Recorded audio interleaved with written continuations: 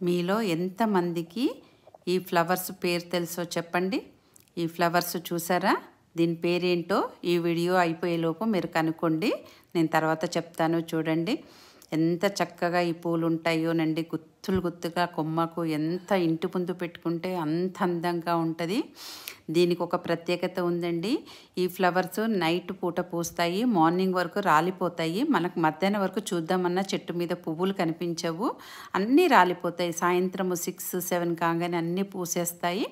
తర్వాత అన్నీ మొత్తం మార్నింగ్ వరకు ఉంటే మధ్యాహ్నం వరకు అన్నీ రాలిపోతాయి.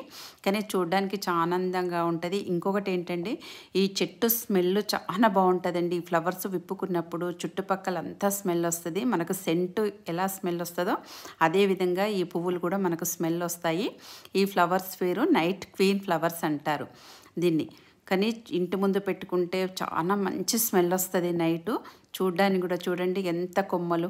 ఈ చెట్టు కొంచెం పెరిగినప్పుడు కొమ్మలు కట్ చేస్తే చాలు మళ్ళీ గుబురుగా వచ్చేస్తుంది. పువ్వులు కూడా చాలా అందంగా ఉంటుంది, మంచి స్మెల్ వస్తుంది. సువాసన భరితమైన నైట్ క్వీన్ ఫ్లవర్స్.